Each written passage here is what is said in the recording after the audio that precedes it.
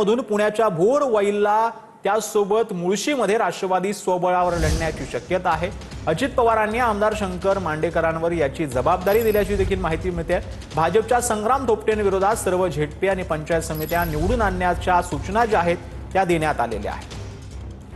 तर आपल्यासोबत फोन लाईनवरती प्रदीप कापसे जोडले गेलेले आहेत। प्रदीप, खरं म्हणजे महापालिकेतला पराभव हा अजित पवारांच्या जिवारी लागल्याचं पाहायला मिळतंय आणि त्यानंतर अजित पवारांकडून मोर्चे बांधणी जी आहे ती पुणे जिल्हा परिषदेसाठी करण्यात येते। काय अधिक माहिती? खरं तर पुणे आणि पिंपरी चिंचवडमध्ये भाजप विरुद्ध राष्ट्रवादी हा संघर्ष आपल्याला पाहायला मिळाला। तो संघर्ष पुन्हा एकदा जिल्हा परिषद आणि पंचायत समिती निवडणुकीमध्ये पाहायला मिळणार आहे। त्याचं कारण म्हणजे पुणे जिल्ह्यातल्या सगळ्या जिल्हा परिषद आणि पंचायत समितीसाठी अजित पवारांकडून मोर्चे बांधणी केली जाते। विशेष म्हणजे प्रत्येक तालुक्यामध्ये स्वतः अजित पवारांकडून बैठका ज्या आहेत त्या घेण्यात आलेल्या होत्या।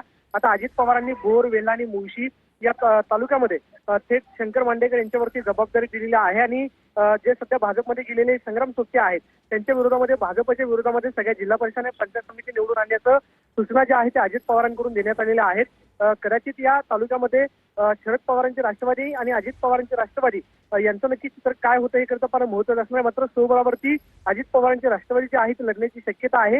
मात्र शंकर मांडेकर यांच्यावरती विशेष जबाबदारी देत भाजपला थेट आव्हान जे आहे ते अजित पवारांकडून दिलं जातंय। हे चित्र आपल्याला पाहायला मिळतं। नक्कीच प्रदीप, धन्यवाद या संपूर्ण सविस्तर माहितीसाठी।